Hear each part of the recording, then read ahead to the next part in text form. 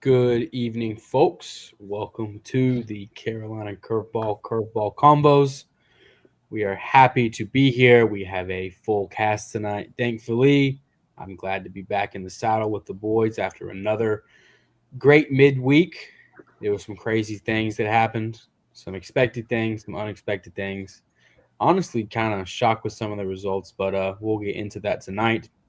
First off, would like to say thank you for supporting us. Thank you for watching. If you're watching, thank you for listening. If you're listening on Spotify, we appreciate it. Be sure to give us a like, subscribe, and comment. And if you are watching live right now, please be sure to comment. We love to interact with you. We love to talk ball all night, and we are here till 10-ish to talk all what's going on in the midweek this past week and also the weekend preview of all the great matchups to come. So now I will introduce my cast that hopefully you already know by now if you've been listening or watching. Braxton, I'll leave with you, then we'll go around the horn. Yeah, what a week. I thought it was a great weekend. Finally got some good weather. And then, of course, midweek. This was the first full midweek slate we really had. Some great matchups in the Carolinas that we were able to watch, and I was able to get to Bosmer Stadium on Tuesday to watch Carolina play VCU. It was a real good ball game. So just looking for more good baseball this week, and hopefully we got some good weather. Looks like we will, but the South Carolina Clemson series is the one I'm looking forward to the most this week, and obviously that's got big implications for us in the Carolinas. But we will see what happens with that. I think that it's going to be tough for South Carolina to go into Greenville, which is much closer to Clemson, and get a win on that neutral site game. But we will get into all that later. But I'm just very excited to go on for another week here with the curveball. So. Yeah, for sure. That's going to be a game, or not game, well, games and matchups we're going to be keeping an eye on for sure. That is definitely one of the highly touted matchups of the season in the Carolinas, I think, coming off of ECU and UNC. I think South Carolina and Clemson is a great kind of encore to that, which we are looking forward to. And we'll have all of your coverage for that this weekend at Carolina Curve BB on Twitter and Instagram. Be sure to give us a follow. Colby, it's nice to see you, sir. How was your week, and what are your kind of quick thoughts as we kind of open up the podcast on the midweek? Yeah, good to be back on Thursday night after a hectic midweek. Some upsets and some unexpected results. So I'm happy to be digging into that tonight, and also be previewing the weekend series. Yeah, for sure. And our last one, our favorite member of the show. There's no favorites, but one of my favorites, Reed Tobin. How's it going? How's work? And how's the midweek? You're ready for the weekend. But yeah, midweek madness. I think that's about every week here in the Carolinas. A lot of upsets. See, we already got Matt rambling about Duke pitching. We'll touch to that here in a little bit. But yeah, it should be an exciting weekend coming up. Yeah, for sure. And as we kind of kick off into that, has there been a midweek this year? Well, this is our second one, but I mean, has there been a game that has not kind of shocked you? Because I feel like most games that we've watched this year in the midweek have been kind of shocking. Braxton, I'll kind of lead off with you. Your thoughts on that? Yeah, that's college baseball. These big arms throw on the weekend, and then you get to the midweek, you're kind of scrambling for arms sometimes. So I think that's just common that you're going to see games that are crazy, maybe some extra innings, some high scoring games during the week. There's obviously teams that are separating themselves, and there's obviously teams that are struggling within the Carolinas, and you see it around the country too. A&M dropped another one, who was the number one team in the country to start the season this week to Texas State. I think it was 2 days ago, but yeah, it's just that's what it's about. That's why this sport's great. That's why anything can happen, and you can't take anyone lightly. So none of it really surprises me at this point. Yeah, and I'll pass it to Colby. Colby, your thoughts on the midweek this week? Yeah, crazy. One thing that didn't surprise me was High Point killing Queens. I think I expected that. Yeah, especially with Duke, 2 games and 2 losses, that surprised me this week. Yeah, that's. I mean, as Matt kind of alluded to, I mean, what is kind of going on here? I mean, what? I mean, I'll let anyone take the floor here. Kind of, what is the answer to that? I mean, they are Duke, and I mean, they do have players, but I mean, I'm kind of losing my loss of words because I mean, I don't know how to explain this team right now because they are a good program. They have the guys, they have Gracia, they have Ben Miller, and I mean, is it the pitching Braxton or Reed, or I mean, what else is it? Yes, I think so. I think it just boils down to a bullpen issue. I mean, you look down for a second, and then you look up, and they're in a bases loaded jam. They're giving up runs. I mean, it seems like every time they've lost, it's been 10 plus runs almost, like that the other team's scoring. And I don't know if it's like they had great arms last year. They had Santucci, obviously. But there's enough guys there that returned on the mound. I think Gabe Nard's one guy that struggled a little bit out of the pen. Easterly has been okay at times, but like, I mean, look, somebody's got to take the ball and be the guy this season for them, and no one's done that yet. And I think that eventually somebody's got to step up because you're sitting at 4-5 now. I mean, you've had this roller coaster over a start to your season, but everyone knows that you're one of the top 5 teams in the ACC. At least you've shown that last season winning the tournament. You were excited about what you were bringing back. Obviously, Coach Pollard is a great coach.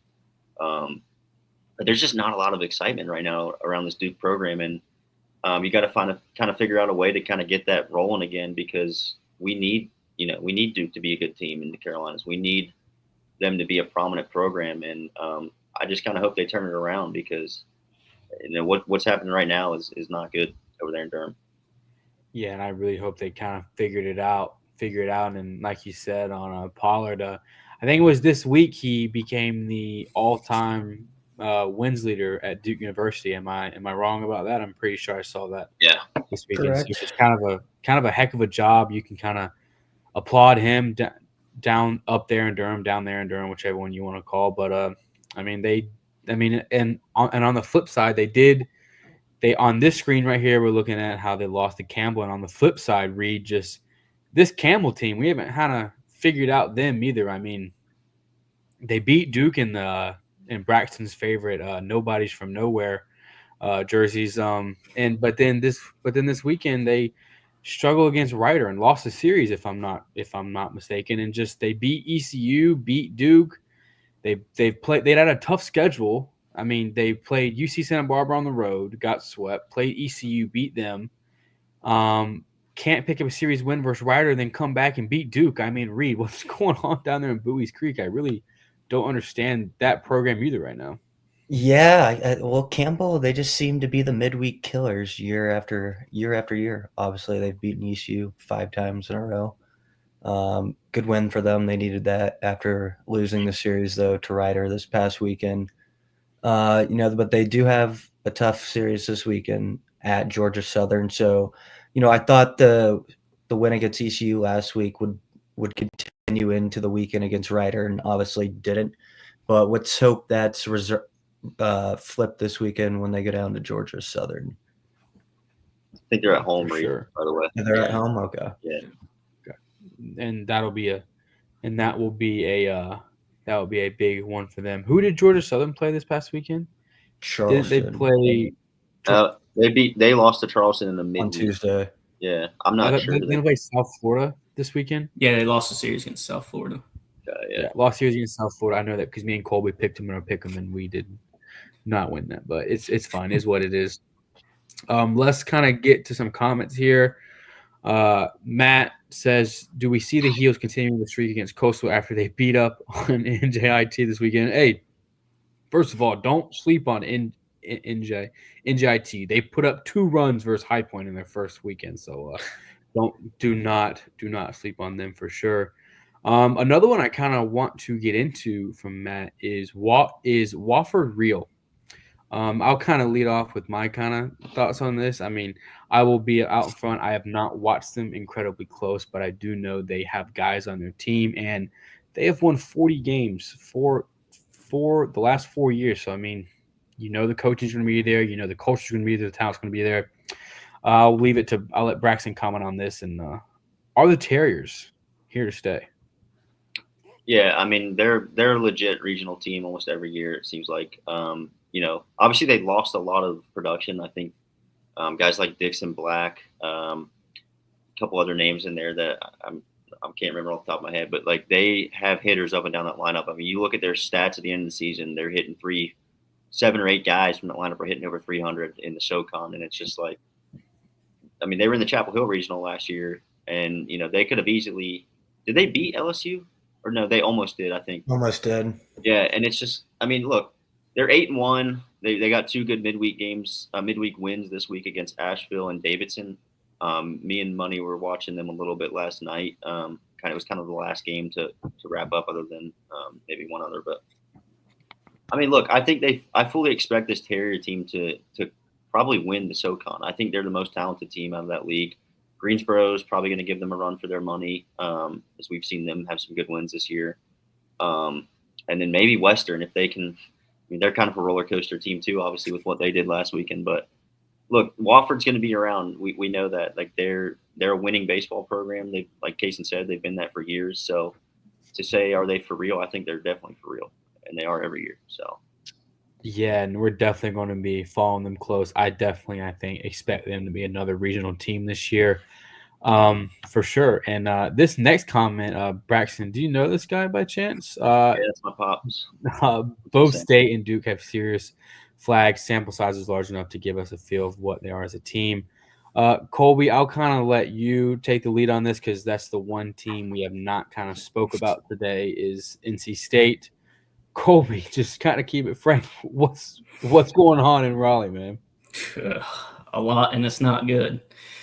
They lost again to Richmond 5-1 on Tuesday. NC State had 4 hits the whole game and didn't have a base runner from the 3rd to 8th inning, and got their first base runner to break that stretch with 1 out in the 9th on a walk. It's not pretty. They're not doing anything well. They're not pitching well. They're walking batters. Defense is not good, and the bats aren't good either. It's very concerning. Yeah, but granted, I will say we are 2 weeks in, and I definitely think Rome wasn't built in a day. And I do think that, as Braxton's dad said, there are red flags, but then again, it is a long season. We are still in February, so I think there's room for both teams to bounce back, as we already talked about Duke. But Colby, what would you say would be the first step in the right direction for this team to kind of get back into the groove and kind of what we all expect them to be? I think it starts this weekend. I know they're not playing a very good team, Canisius, but you have to sweep, and you have to do it convincingly. You have to get some momentum and confidence, and that's exactly what they need. It's like a get right series for them this weekend, and they better prove it this weekend. Yeah. Yeah, I mean, because ACC conference play starts next weekend, correct? I don't know if State plays next weekend. I don't think they play next weekend, ACC, but yeah, it's coming up soon. I mean, that's certainly a point, though. I mean, obviously with Duke and State really struggling here out of the gates, conference play is fast approaching, and you don't want to be limping into conference play. No, and just also as Matt comments, more confidence in Duke or State bouncing back. I think the theme tonight is Duke and NC State. I think because of just kind of they are perennial programs in college baseball and all of athletics, and just seeing them kind of struggle like they are, it's just kind of eye-popping considering their history in the last couple of years and just years past, especially recently considering State was in Omaha last year, and then Duke won the ACC last year and then was phenomenal. It's just kind of some unusual things. And as we'll move on to Wednesday's final score, Braxton, if you can pull up Wednesday's final score graphic coming up here. I know there were not as many games, but Braxton, I will let you lead off with talking about Upstate and Western. They look to play a football game, not so much a baseball game. They won 16-10. I'll let you lead off with that one. Then me and Reed can kind of discuss ECU and Old Dominion. Yeah, I mean, a high-scoring game. It wasn't broadcasted, so I was kind of just keeping up with it on the live stats. But I mean, Upstate had multiple guys with multi-hit games. Scott Newman, Vance Sheehan again, Wiley Waters, Caden Watipka had a home run. Preston Lucas, Alex Ritzer. I mean, these are all guys with at least 2 hits. So, and then Western as well hit the ball well, but they just could not pitch it last night. So, big win to kind of get that Spartans train rolling a little bit. I know they had a good weekend beating Bowling Green, and then Lemoyne, and then I think they lost their other game to Bowling Green. But this was kind of an interesting one because they played Western last week in Colowee. So for them to come back and bounce back and get one against them, definitely good going into their weekend as they will host UMass Lowell this weekend, who App State just swept. So I think they're going to go into that one expecting to win some games again this weekend. So good for them to get a big win this week against Western. Yeah, for sure. As we are big fans of that program down there, as well as Western Carolina, we have some connections to Western Carolina with some of our friends on X or Twitter, whatever you would like to call it. Now, Reed, our Pirates got it done after a rough week last week, 0-4. Got it done versus Old Dominion. They hit the ball well. They pitched it very well. Just kind of their first really complete game this year as a team where we could kind of where ECU fans can kind of sit back and be like, whew, yeah, they can kind of relax, not kind of freak out, not kind of be on their edge of their seat. But it was good to see them kind of do what they're used to be doing, Reed. Yeah, without a doubt. Bats looked a lot better. And like you said, I think that was probably the most complete game they've played all year. Obviously, Irby went long for his first career homer. Dixon Williams, it was good to see him go yard. He's really been struggling. Colby Wallace had a couple hits. Obviously, Ethan Young pitched really well too as he continues to shine this season. Yeah, hopefully, sure. this can lead to some momentum here headed to the Clark LeClaire this weekend. For sure. And as our good friend Ian Cato says, does the Pirates win change your thoughts on this team? I will go ahead and say they do not change my thoughts on this team because I never really hit the panic button on this team considering last week they did play the number 5 team in the country and they did, and you can't say it wasn't competitive. They were right there in some spots and they were right there with them. They lost 2-0. And then you can say what you want about Campbell, but I mean, even when this team was hosting super regionals, they were still losing to Campbell. So they just have the number. It is frustrating, but then again, it was good. It was good to see them last night. I will say the one disappointing thing about last night was Alex Boucher, former ODU player, did not have like a super monster game like I kind of wanted him to, like kind of revenge game. But it's really good to see Austin Irby kind of showing why he's out there as a freshman. Ethan Young once again just doing what he does. He was a curveball honorable mention this week. And it was just kind of great to see the Pirates kind of get back in the win column. And another game I kind of want to touch on tonight is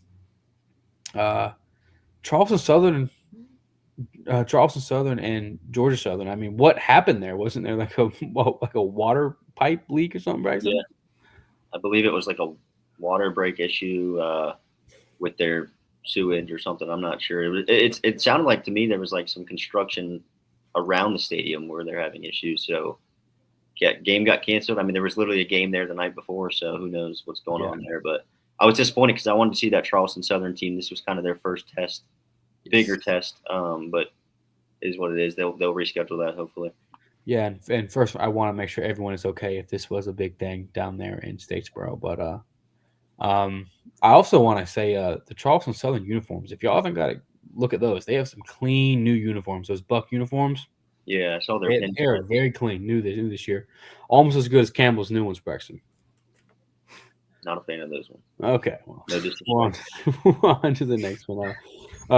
Colby, any kind of last thoughts on the midweek as we move on?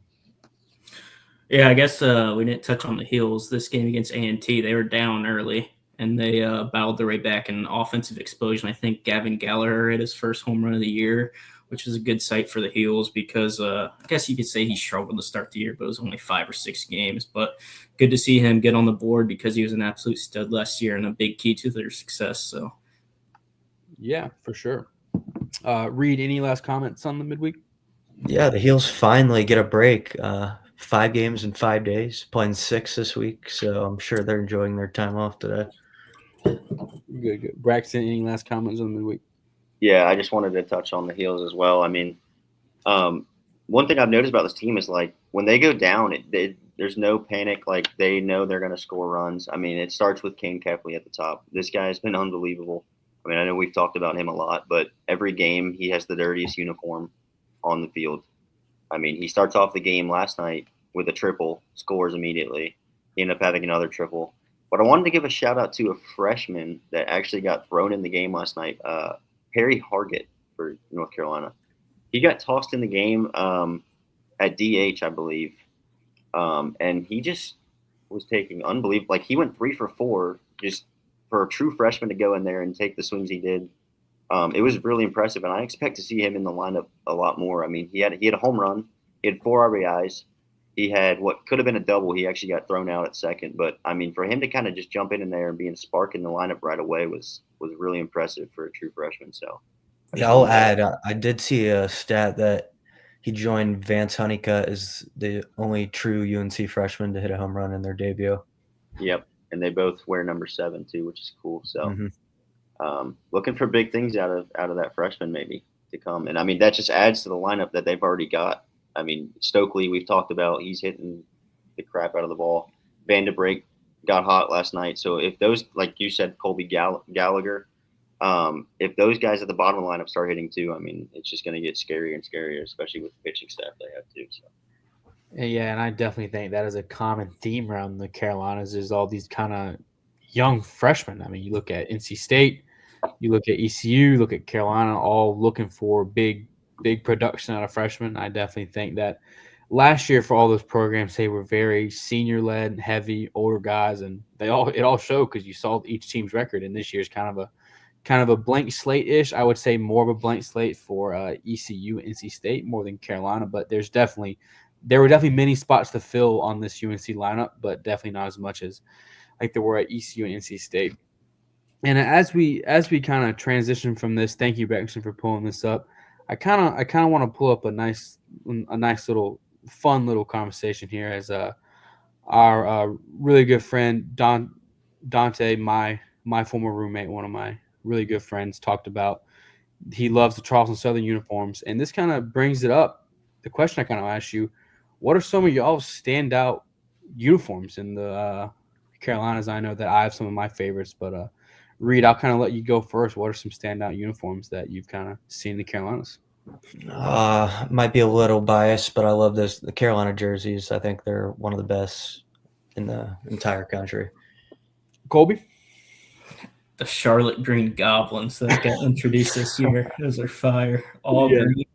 Those are pretty wild. Reed, you didn't like the powder purples from the Pirates? They look like little marshmallow peeps. Oh, I mean, how can you not hate the powder purple? I bought a jersey myself, so. Do you like the powder purples or the white pinstripes, or the purple pinstripes? Purple pinstripes, because can't ever win a game in the powder. Stop it. Braxton, what are some uniforms that stand out to you? Yeah, I mean, it is biased as well, but I mean, Carolina probably has the best uniforms, one of the best in the country. I'll throw in there too. I think Clemson has great uniforms. I mean, they got great colors. They got cool new helmets this season. That purple and orange just blends well, I think. Trying to think who else. Maybe I think UNCW's done some cool things. High Point has the new powder purples this year. High Point's lavender ones are tough. Yeah, and they've always had good uniforms. I know, like Adam, like wearing their stuff, and I mean, there's a ton. Coastal's got nice uniforms, so I would say those. But yeah, I think that Campbell's uniforms are nice because me personally, I am an orange guy. I do like the color orange. And I think they have really clean uniforms. I like how they changed from the camel more to like that C. I think that C is very clean on the hat and everything. So, yeah, just kind of a fun little conversation. I think an off-season kind of content piece I kind of want to do is kind of like a tournament bracket of who has the best uniform jersey combo in the Carolinas. So we can kind of have like a fan vote on who we think is the best for sure. And as we kind of transition here, we want to discuss our coveted power rankings. I definitely think this was our first real shakeup of the season now that we are 2 weeks in. I definitely think there is an argument for a lot of teams to be in here, argument for teams maybe to be out if you think so. But Reed, I'll kind of begin with you. What are your initial thoughts on the rankings and kind of takeaways from the week 2 power rankings? Yeah, I said it's Sunday night. I think UNC and Clemson are 1A, 1B. They're the clear cut above the rest of the teams.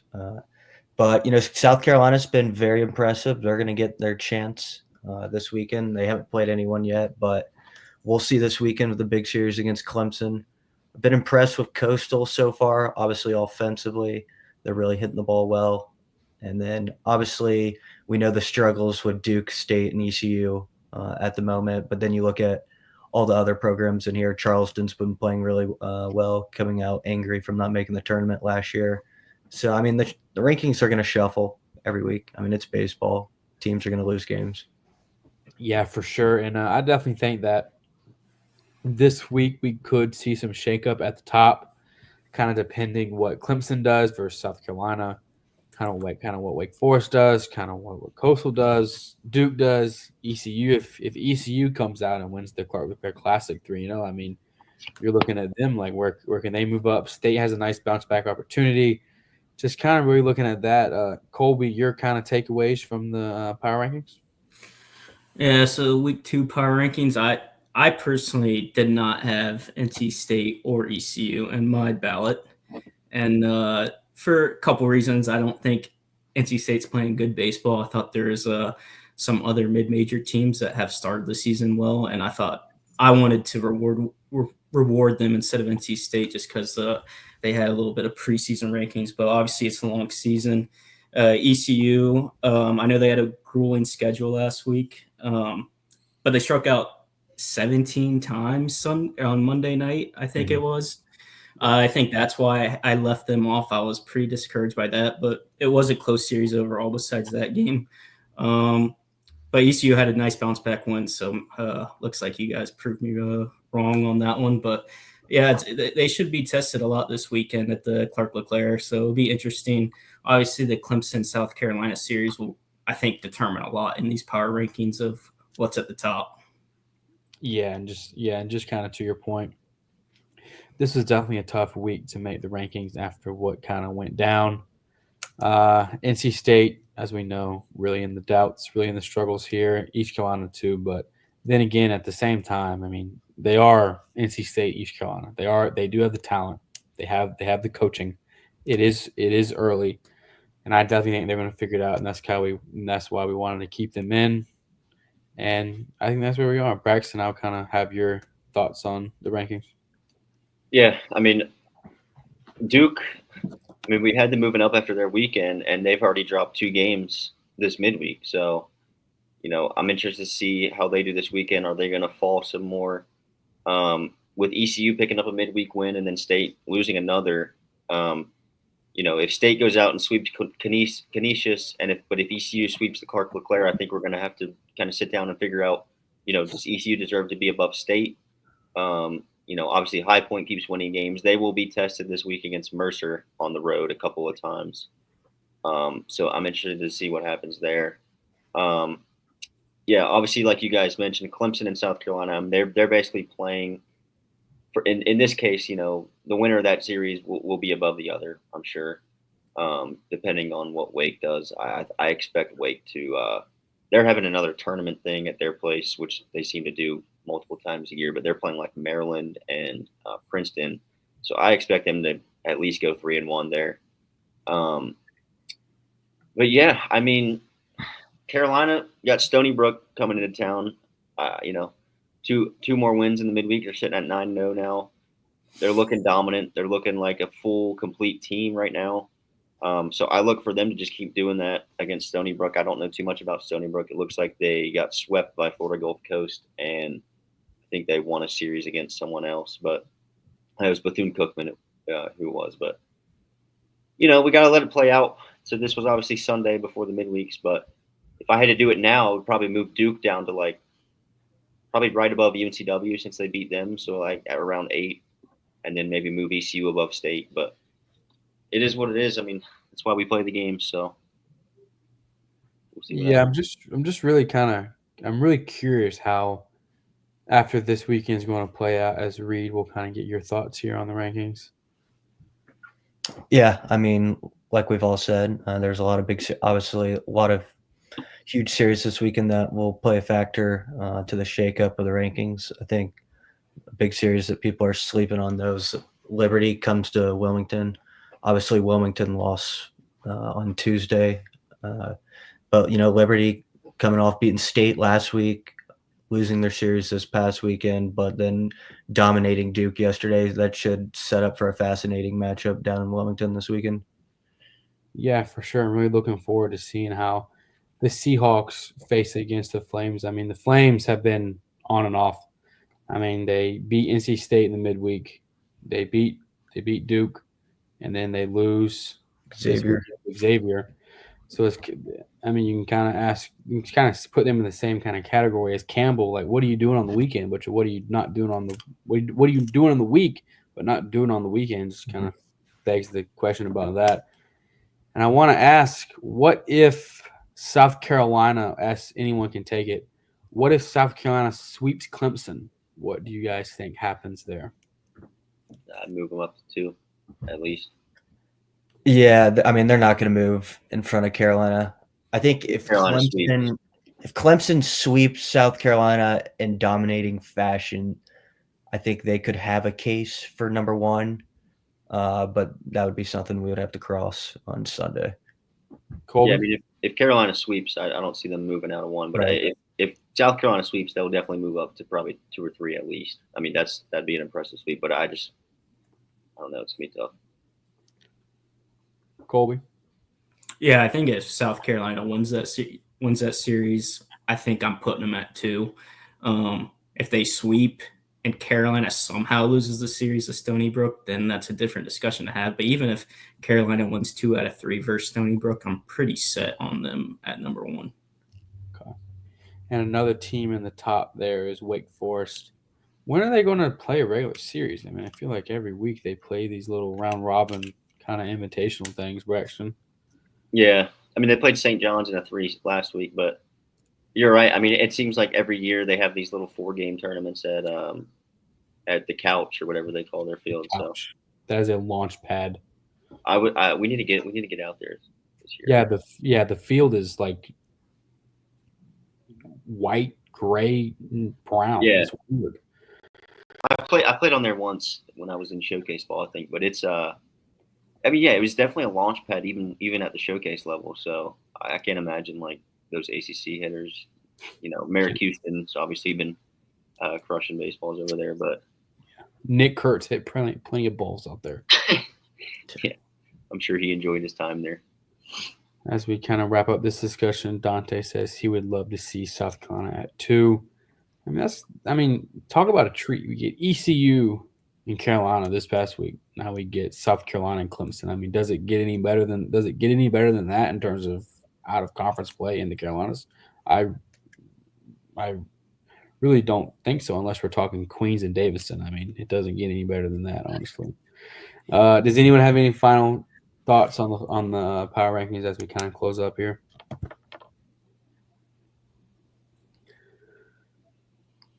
If not, no, we will then move on to our weekend preview, kind of going through the weekend slate. And Braxton, if you want to pull up our 5 must-watch series, this is part of our weekly Carolina Curveball Pick'em. We pick 5 series each week. Our records they're kind of different. They do reflect, I think, our focus on this as we kind of look at the technicians and Mr. Monies and Braxton's and everybody. This kind of reflects our attentiveness as Braxton pulls up the 5 games. We definitely know the top. You want to read out the records real quick? Yeah, sure. Braxton, if you want to read them off, you can, sir. Okay. Well, I was just saying because they're not even on here, but we got Braxton at 6-2, Reed's at 6-2. At the top, and then we have Kaysen and Money sitting right behind at 5-3, Colby at 4-4, and then Tech at 2-6. Obviously, we have the 8 games because 2 of the first week got banged, just 2 games and they split. So this is what we got for this week, Kaysen. I'll let you take it away. Yeah, as we start off, we'll kind of go game by game here. We did already talk about Clemson and South Carolina. We'll talk about Gardner Webb and App State. Hopefully, Monty is watching to talk about Gardner Webb in the comments, hopefully. But App State looking for a bounce back series. And I think Gardner Webb is kind of looking to prove that they are here to stay. And App State's looking to prove that, hey, we're going to be a force in the Sun Belt or not, maybe. We'll kind of see. Braxton, what are your thoughts on this series? Yeah, no, I'm actually really interested in this one because I kind of overlooked it at first when I was looking at the slate because I wanted to see what not in state but like inside Carolina's matchups we had, and this was one of them that stuck out to me. So Gardner Webb, obviously, they've been playing better. They played Mercyhurst, who is a D2 team that I actually played against in a super regional, in the Division II super regional. But they are now, of course, moved to D1, and I think they took the series from them 3-1 in a 4-game set. They struggled against St. Bonaventure early in the season, but I think this team is talented enough to beat App. App coming off of a sweep against UMass Lowell. They're starting to play better ball too. That Juan Correa kid, Zamora, another name that we pointed out this week that had great weeks. I just think that Gardner Webb's pitching is a little bit better. They have Reed Bertram, who had a great start last week, got an honorable mention for us, and then they've got this kid out of the bullpen, Manny something. I can't remember his last name, but he's been really, really good out of the bullpen for them. I think he's a left-hander as well. So I just think their pitching will kind of maybe give them a little bit of an advantage. I won't give my pick away. Obviously, our picks are coming out tomorrow morning, so be looking out for those. But really exciting series. It's in Boone, so I'm looking forward to seeing some baseball in Boone. But yeah. Yeah, and as we kind of move on, we'll honestly kind of, I mean, we can talk about it if you want. Reed, what are you kind of looking forward to in the Clemson and South Carolina series? Yeah, I think this is a huge step up. The South Carolina pitching has been excellent all season, like we've talked about in prior shows. But look at Jake McCoy. I'm curious to see how he does against a perennial lineup here in Clemson. But I mean, this is such a neat series. 1 game in Columbia, 1 game at Clemson, 1 game in Greenville. Should set up for a fascinating weekend. Obviously, this is, like I said, this is South Carolina's biggest test of the season. They haven't played anyone yet. So I'm really looking forward to this tomorrow. Are you leaning one? Are you leaning one right now, or don't want to give away your pick? I mean, I've been pretty clear about it. I think Clemson will win the series. I think they're just the better team overall offensively, and I think they're deeper with Connect and co on the mound. How many strikeouts are you expecting from Connect tomorrow, Braxton? I'm going to say he gets at least 8 tomorrow. Thanks for answering. Is the game at Clemson? Someone correct me. Is the Friday game at Clemson? I just looked at this. Hold on. I think so, Reed. Yeah, it is. It's at Clemson tomorrow. I mean, it should be an electric atmosphere. I mean, all 3 of those games. Yeah. Y'all trying to go? I'll be in attendance somewhere else. Where will you be in attendance, Reed? I will be in the jungle this weekend, so you'll be there for Kent State. Good record there, huh? You'll be there for Kent State versus Indiana State. Absolutely. Wow, junkie! I love it. Okay, so were you asking me how many strikeouts Connect will have? Yes, Braxton number 2. I'm going double digits. I think he gets 10 tomorrow, at home on his mound. They don't even announce like their rotations usually, but I'm assuming he's going to throw tomorrow. So, and then I think South Carolina's throwing the Becker. So McCoy is going Saturday in Greenville, but I think Clemson is just a better team up and down. I think South Carolina is very deep. They've been trying. Maneri's been kind of trying a couple of different lineups. The I don't know how to pronounce his name, but the Hase White kid for South Carolina, he had 2 home runs the other day. He's looked really, really good. I think he needs to hit more because they're better with him in there. Obviously, they have Petrie, and Nathan Hall has been a great player for them at the top of that order. But yeah, I mean, it'd be interesting for Nathan Hall transferring over. Yeah, he's a Was- Clemson kid. I mean, Nolan Naraki too, going the other Yeah. way.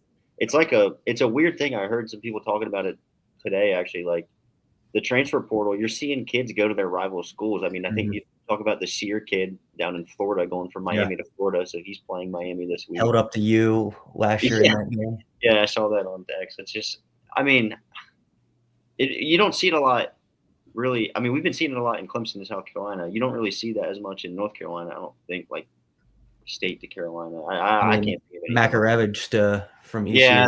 Yeah, I don't know. It's becoming more and more common, which is weird for baseball. But Yeah, and also just we could go all night about this, but we see it in every sport. I mean, you can look at NC State right now has Dontre Styles from Carolina. You can look at NC State has Ben Middlebrooks from Clemson. You can look at, I mean, just you can look around the league, around each league, and just this transfer portal stuff is absolutely nuts.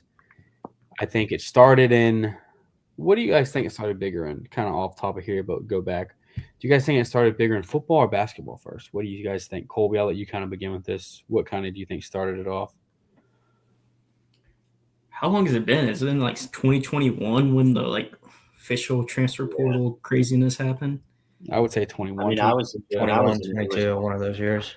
I was one of the first years, and I was in it in the when was I? The winter of 2021, going into 2022, and that was like the second year maybe it existed. I don't even know, but Yeah, I honestly don't know what it started off. Like maybe college basketball. I can't read. What do you think? I think basketball started it. Reed.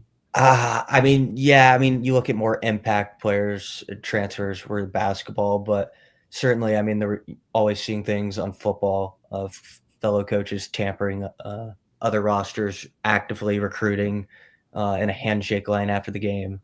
I mean, y'all know my stance. I've never been a fan of how the portal is. I think you should be considering your teams.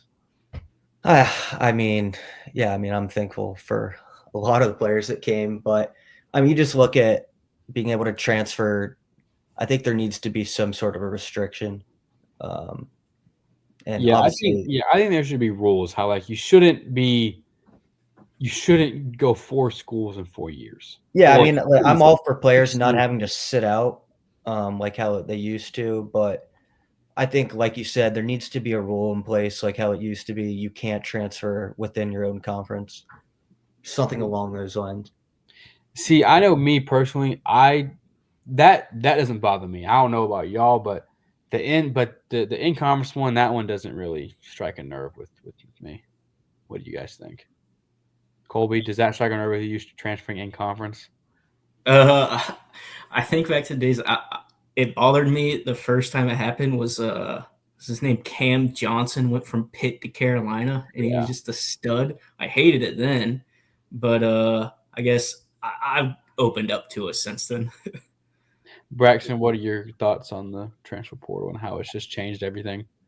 yeah, I mean, speaking from experience, it helped me kind of get to where I went my last season. So, but that was kind of a different scenario. That was a graduate transfer. I think it's good for guys that in those situations, are looking for a different opportunity.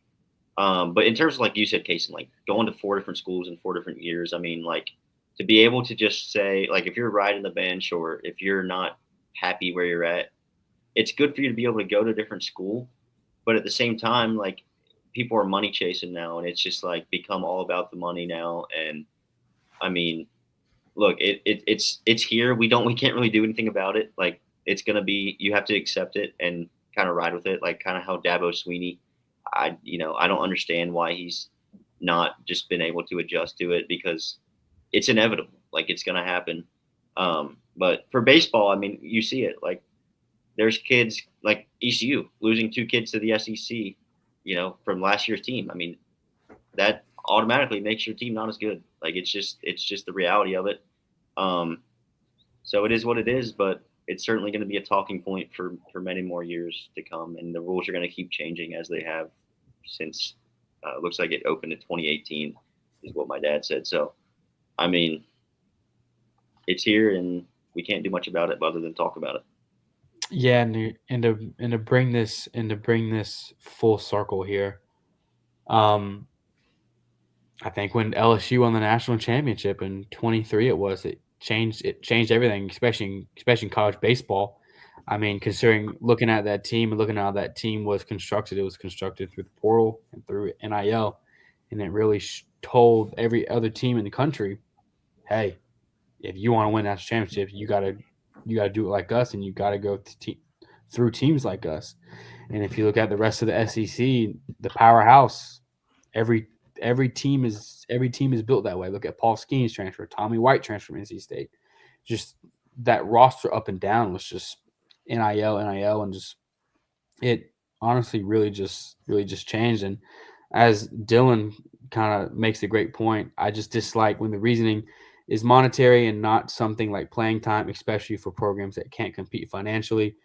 And I definitely think that is a great point. I know we've kind of gone off the rails here, but I do want to stay here. To his point, teams teams like teams like look at that Wofford team from this past year in the Carolina Regional. They competed with every team in there, and 4 or 5 players of that on that program are now in Power Five in the SEC.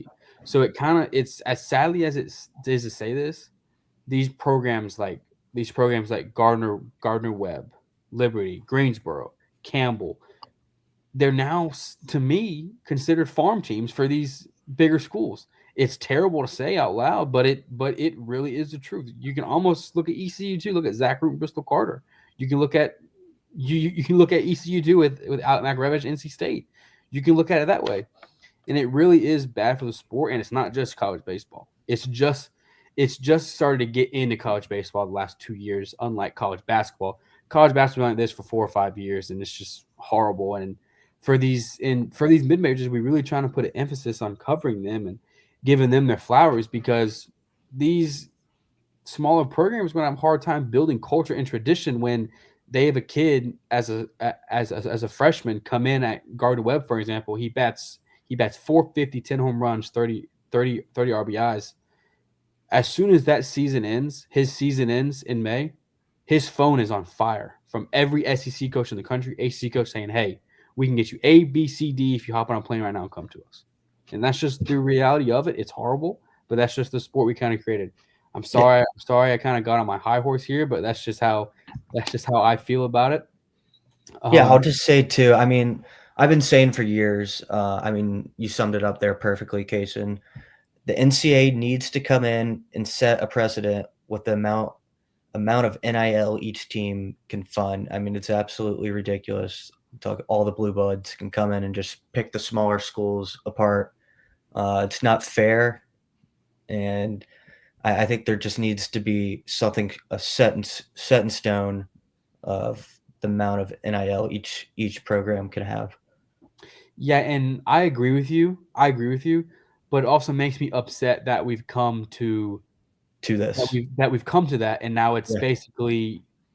I mean, are they even amateurs anymore if they're getting paid millions of dollars? Like, it's basically free agency every offseason yeah. for each college sport. Colby, I'll let you kind of butt in on this, get your thoughts on the portal and just all this madness.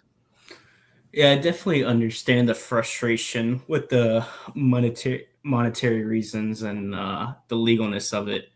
But just a reminder, this was happening before NIL was going on. Correct. Yeah, correct. Don't forget schools got busted for cheating because they're paying players. NC State, one of them included, one of my teams, paid Dennis Smith. I don't know how much money was for him to come in, and State suck. And other big schools like Kansas and Arizona, they got these show causes because they paid players.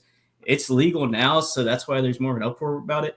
But it was happening, and the SEC fans that say it wasn't happening with football back in the day before it was legal, Delusional. that's delusional. Yeah, like Braxton's dad just said, it's just above the table now. Yeah, the as Tennessee fans say, the McDonald's bags are above the table now, as they were passing that cash out to the kids. And as will Braxton, do you have any closing comments as we kind of get off the pedestal here? No, I'm good to wrap up. I think we should talk baseball again. Okay. But it was good to discuss it because obviously it's changing the landscape of not only those sports but baseball as well now as we've seen. So Yeah, it just breaks my heart because, I mean, Just brutal.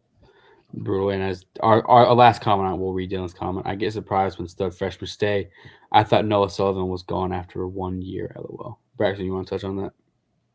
Yeah, I mean, I was at Upstate with Noah when he was a sophomore. Had another great year, and then had a great year last year, and now he's at Mississippi State doing great things. So, really proud of him. But like Dylan said, like it is surprising to see freshmen nowadays that have great years and stay.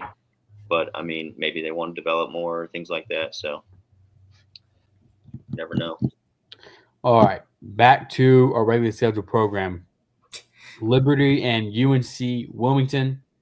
Reed, I'll let you lead off with this one. What are you looking for in this series? Yeah, again, I touched on it a little bit ago, but obviously we've seen what Liberty's capable of.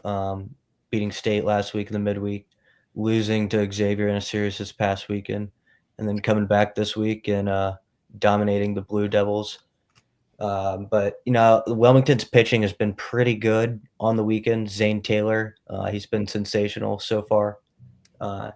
This UNCW team's kind of just been a little inconsistent. They look good one game, then the next game they're a bit iffy. But I'm going to lean them this weekend in Wilmington. How many strikeouts does Zane Taylor want to have on Friday, Reed? 9. No. You're lowballing him, Braxton? I like that. I think 9's. I like 9 actually. Yeah, I mean he's looked great so far as their Friday guy. I mean he I think what boils down to for him is he's a senior. He's been there. He's been there before. He's been in this rotation for a couple years now. I just wish we would have got him in on the preseason All Carolinas team because I had him on the bubble. Like I had him there as I was like, this guy's gonna be good this year. We just didn't get him in there, but yeah, I like what we do this week. It's all good, and to our point, I think the one at the end of the season matters more than Yeah, the of preseason one. So it's always nice to be right, though. Oh, 100%. But I definitely think he is on track to be there. Don't want to jinx him. Hope he stays healthy this year for that to be able to happen. Colby, any quick thoughts, hitters on Liberty and Wilmington? Yeah, just UNCW had a tough game on Tuesday or Wednesday against Coastal. Was that yesterday? Can't remember. But they were up 1-0 through 6 innings at Coastal, looking like they could get a big one down there. And it kind of just unraveled for them in the 7th inning. I think there was a runner on first with 1 out, and they had an easy double play. Got out at second, but made an error on the throw to first that extended the inning, and Coastal ended up scoring 5 runs that inning to really take control of the game. So, like Reed said, they've kind of been a little up and down this year, splitting with Georgia and splitting with Quinnipiac, losing to Duke. That's not a bad loss, but just a little up and down and a little inconsistent. So it'll be a good test for them this week. Yeah, definitely looking forward to that one. As we move on to Georgia Southern and Campbell, I will start off with my thoughts. I'm looking forward to this Campbell team to make a weekend statement. They've made statements in the week, but you can say what you want. I mean, I think we all have kind of similar stances. The midweeks do matter, yes, but I definitely think your voice is heard louder on the weekends. And this is a great test for them. Georgia Southern at home in Bowie's Creek, where they are comfortable. They have a great fan base. They have a great ballpark down there. It's amazing. They're playing against a solid Georgia Southern team. And I mean, Campbell, just figure it out. I mean, this sounds kind of crazy, but I'm really looking for them to figure it out. I definitely think they're one of the better teams in the Carolinas first year head coach. And he's slowly trying to figure it out. And that's what I'm kind of holding back on them. This is his first year head coach. Most of the team is new. They do have Dalen Thompson, who's been playing well. Jet Music, who has been a star thus far for them. And I think they figured out this weekend and make a statement on the weekend, and their voice is going to be heard in the CAA as they looking. I mean, CAA plays close, so they need to start racking them up now. Braxton, I'll let you touch on Georgia Southern and Campbell, excuse me. Yeah, I look for Campbell to bounce back this weekend. I think they're starting to figure out their team a little more. I think it showed in the midweek against Duke. Obviously, like you mentioned, that the Jet Music kid is performing both sides of the ball right now. But they had a kid close the game out against Duke.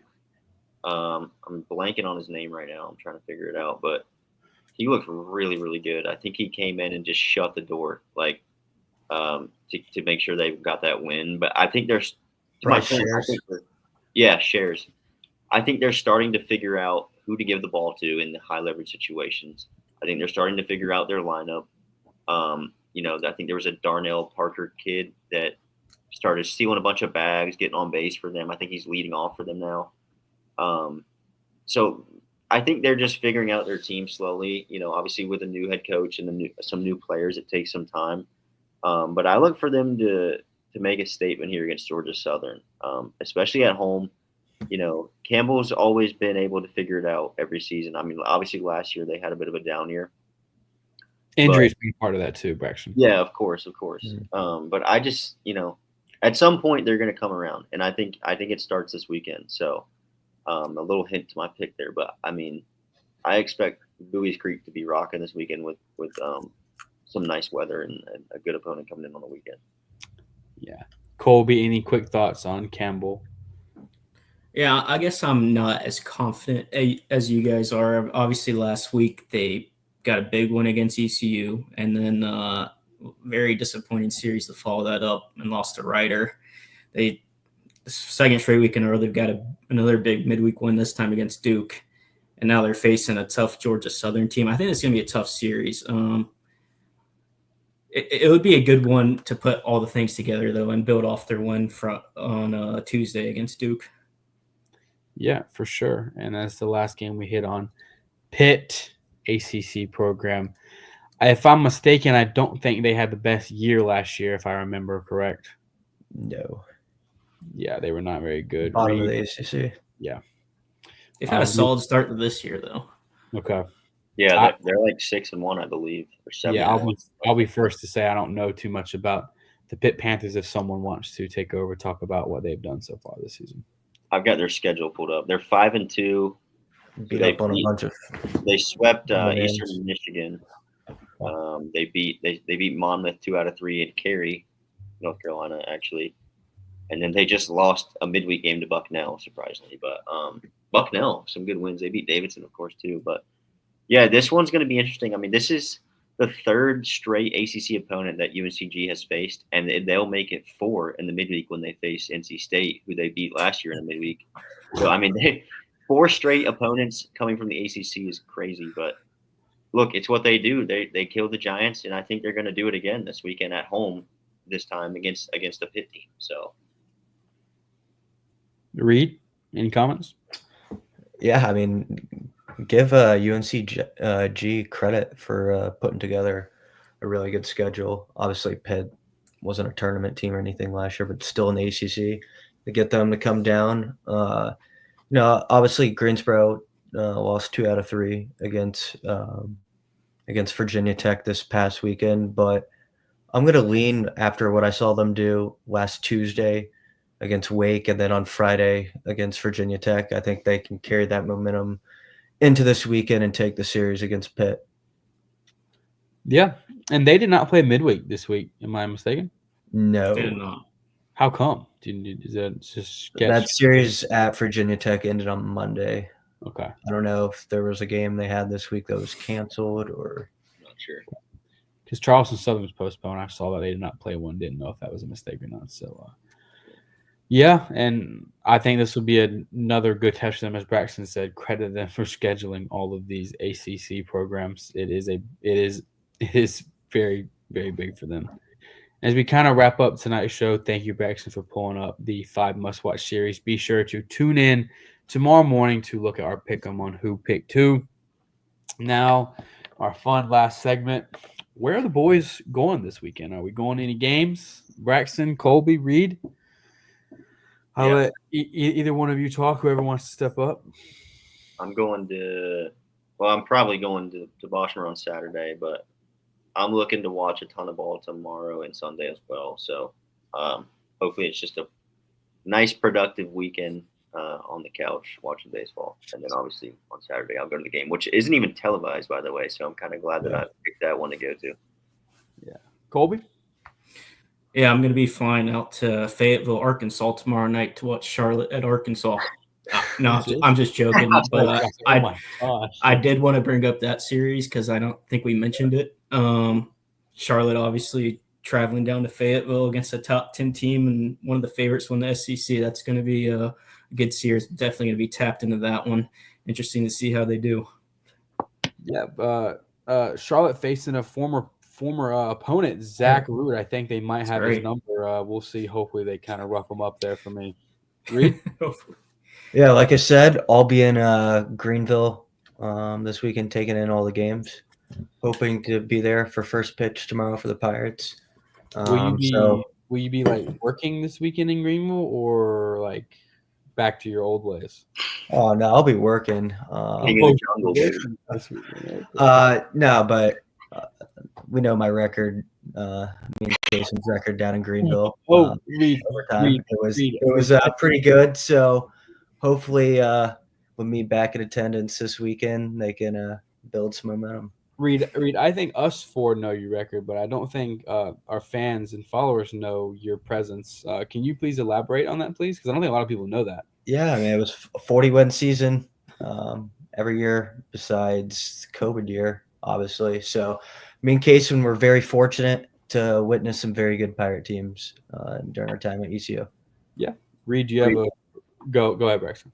I was going to ask him, how many wins have you seen the Pirates have at Clark LeClaire, would you say, in total? That's a great question.